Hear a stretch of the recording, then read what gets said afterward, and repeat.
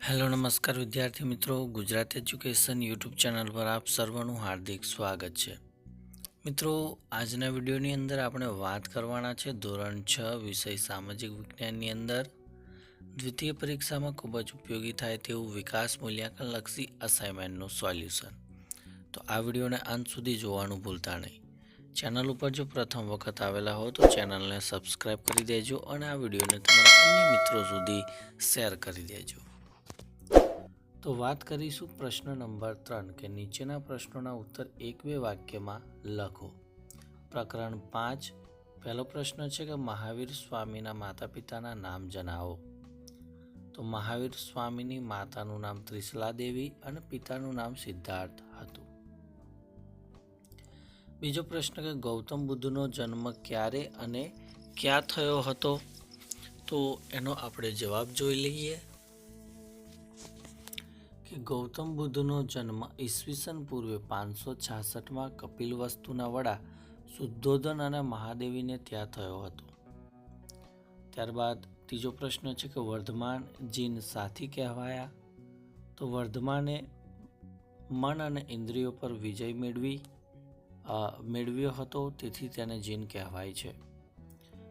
ત્યારબાદ આગળનો પ્રશ્ન ચોથો, ગૌતમ બુદ્ધના સમયમાં હિન્દુ ધર્મ કયા વર્ણોમાં વહેંચાયેલો હતો. તો ગૌતમ બુદ્ધના સમયમાં હિન્દુ ધર્મ બ્રાહ્મણ, ક્ષત્રિય, વૈશ્ય અને શૂદ્ર એવા 4 વર્ણોમાં વહેંચાયેલો હતો. ત્યારબાદ પ્રકરણ 6 પ્રશ્ન 1 કે અર્થશાસ્ત્ર ગ્રંથમાંથી મૌર્ય સામ્રાજ્યની કઈ માહિતી મળે છે. તો અર્થશાસ્ત્ર ગ્રંથમાંથી મૌર્ય સામ્રાજ્યની રાજકીય, આર્થિક અને સામાજિક જીવનની માહિતી મળે છે.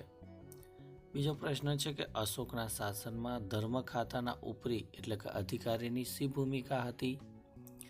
તો અશોકના શાસનમાં ધર્મ ખાતાના ઉપરી એટલે કે અધિકારીની પ્રજામાં બૌદ્ધ ધર્મનો પ્રચાર કરી તેમનું નૈતિક ધોરણ ઊંચું લાવવાની કામગીરી કરવાની હતી. ત્રીજો પ્રશ્ન છે કે સમ્રાટ અશોકે કયા કયા દેશોમાં બૌદ્ધ ધર્મનો પ્રચાર કર્યો હતો. તો સમ્રાટ અશોકે બ્રહ્મદેશ એટલે કે મ્યાનમાર, સિલોન એટલે કે શ્રીલંકા, સિરિયા, ઇજિપ્ત, મેસેડોનિયા વગેરે દેશોમાં બૌદ્ધ ધર્મનો પ્રચાર કર્યો હતો. આધુનિક ભારતની મોટાભાગની લિપિઓ કઈ લિપિમાંથી વિકસી છે.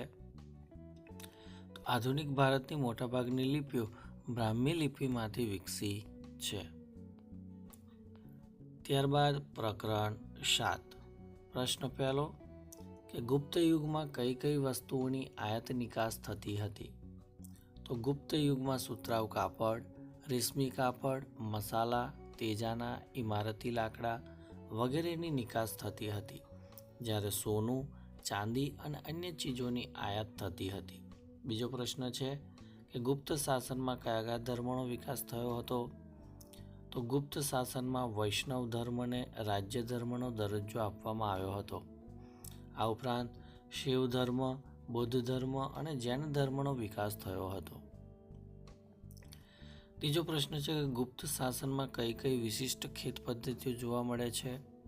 તો ગુપ્ત શાસનમાં વાર્ષિક, ત્રિવાર્ષિક અને પંચવાર્ષિક આ 3 વિશિષ્ટ ખેત પદ્ધતિઓ જોવા મળે છે.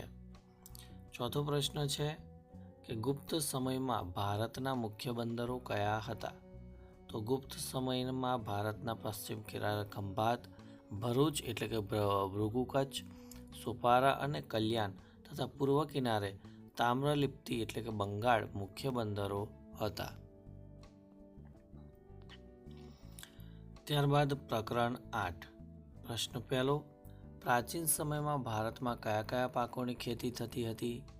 તો પ્રાચીન સમયમાં ભારતમાં ઘઉં, જવ, ડાંગર, જુવાર, બાજરી, તલ, વટાણા વગેરે પાકોની ખેતી થતી હતી. બીજો પ્રશ્ન છે કે તક્ષશિલામાં કયા કયા વિષયોનું શિક્ષણ આપવામાં આવતું હતું. તો તક્ષશિલામાં નીતિશાસ્ત્ર, સંસ્કૃત વ્યાકરણ, ખગોળ અને જ્યોતિષ, હિન્દુ ધર્મ અને દર્શન વગેરે વિષયોનું શિક્ષણ આપવામાં આવતું હતું. ત્રીજું છે કે પ્રાચીન સમયમાં ગુફાચિત્રો કઈ કઈ જગ્યાએથી મળી આવ્યા છે. તો પ્રાચીન સમયમાં ગુફાચિત્રો મધ્યપ્રદેશમાં ભીમબેટકાની, મહારાષ્ટ્રમાં અજંતા ઇલોરાની અને અમરાવતીની અને બાઘની ગુફાઓમાંથી મળી આવ્યા છે. ત્યારબાદ ચોથો પ્રશ્ન, ગુપ્ત વંશના કયા કયા રાજવીઓના સિક્કાઓ મળી આવ્યા છે? તો ગુપ્ત વંશના સમુદ્રગુપ્ત, ચંદ્રગુપ્ત પ્રથમ અને ચંદ્રગુપ્ત દ્વિતીય રાજવીઓના સિક્કાઓ મળી આવ્યા છે. ત્યારબાદ પ્રકરણ 11 આધારિત પ્રશ્નો. એમાં પહેલો પ્રશ્ન છે, ભૂમિ સ્વરૂપના મુખ્ય પ્રકારો કયા કયા છે? તો ભૂમિ સ્વરૂપના મુખ્ય 3 પ્રકારો છે. એક પર્વત, બીજો ઉચ્ચ પ્રદેશ અને ત્રીજો મેદાનો. બીજો પ્રશ્ન છે કે ઉચ્ચ પ્રદેશના પ્રકારો જણાવો. તો ઉચ્ચ પ્રદેશના મુખ્ય 3 પ્રકારો પડે છે, આંતર પર્વતીય ઉચ્ચ પ્રદેશ, પર્વત પ્રાંતીય ઉચ્ચ પ્રદેશ અને ખંડીય ઉચ્ચ પ્રદેશ.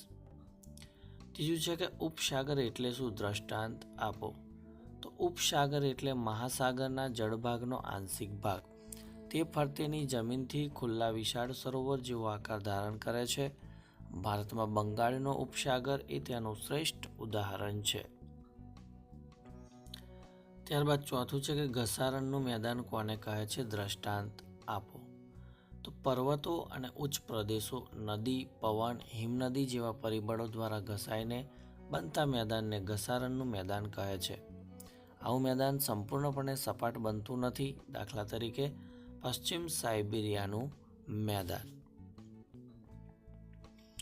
ત્યારબાદ પ્રકરણ 12. પહેલો પ્રશ્ન છે કે નકશો એટલે શું? તો નકશો એટલે પૃથ્વીની સપાટી અથવા તેના કોઈ એક ભાગનું સપાટ કાગળ પરનું આલેખન. નકશામાં મોટા વિસ્તાર ધરાવતા પ્રદેશની ઘણી બધી વિગતોને સમાવી શકાય છે.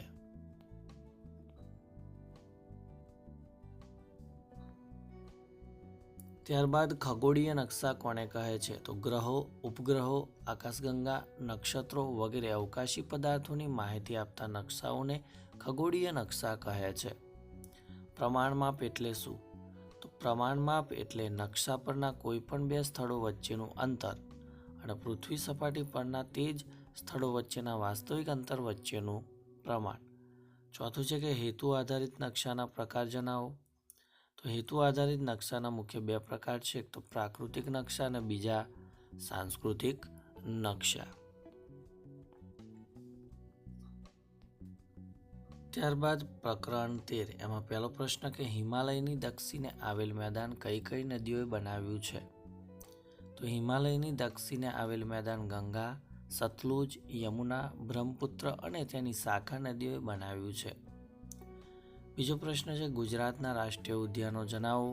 તો ગુજરાતના રાષ્ટ્રીય ઉદ્યાનોમાં ગીર રાષ્ટ્રીય ઉદ્યાન અને વેળાવદર રાષ્ટ્રીય ઉદ્યાન છે. ત્રીજું, વિશ્વનું સૌથી ઊંચું પર્વત શિખર કયું છે? તે ક્યાં આવેલું છે? તો વિશ્વનું સૌથી ઊંચું પર્વત શિખર માઉન્ટ એવરેસ્ટ છે. તે મહાહિમાલય કે હિમાદ્રી પર્વતવાળામાં આવેલું છે. માઉન્ટ એવરેસ્ટ પર્વત શિખર નેપાળમાં છે. ચોથો પ્રશ્ન, ભારતીના જંગલોમાં કયા વૃક્ષો જોવા મળે છે? તો ભારતીના જંગલોમાં સુંદરી જે પશ્ચિમ બંગાળમાં અને ચેર એ ગુજરાતની અંદર વૃક્ષો જોવા મળે છે. ત્યારબાદ પ્રકરણ 16 આધારિત પ્રશ્ન પહેલો, મેયર પોતાના હોદ્દા પર કેટલી મુદ્દત માટે રહી શકે છે? તો મેયર પોતાના હોદ્દા પર 2.5 વર્ષ માટે રહી શકે છે. સમગ્ર જિલ્લાના વડા કોણ ગણાય છે? તે અન્ય કયા હોદ્દાઓ ધરાવે છે? તો કલેક્ટર સમગ્ર જિલ્લાના વડા ગણાય છે. તે જિલ્લા ન્યાયાધીશ અને જિલ્લા ચૂંટણી અધિકારી તરીકેના અન્ય હોદ્દાઓ ધરાવે છે. ત્રીજો પ્રશ્ન છે કે સરપંચની ચૂંટણી કઈ રીતે થાય છે? તો ગામના નોંધાયેલા બધા મતદારો પ્રત્યક્ષ રીતે મતદાન કરીને સરપંચની ચૂંટણી કરે છે. ચોથો પ્રશ્ન, સ્થાનિક કક્ષાએ ન્યાય આપવાનું કામ કઈ કઈ સંસ્થાઓ કરે છે? તો સામાજિક ન્યાય સમિતિ અને લોક અદાલતો સ્થાનિક કક્ષાએ ન્યાય આપવાનું કામ કરે છે. ત્યારબાદ પ્રકરણ 17, ગ્રામીણ જીવનની સૌથી મહત્વની બાબત કઈ છે?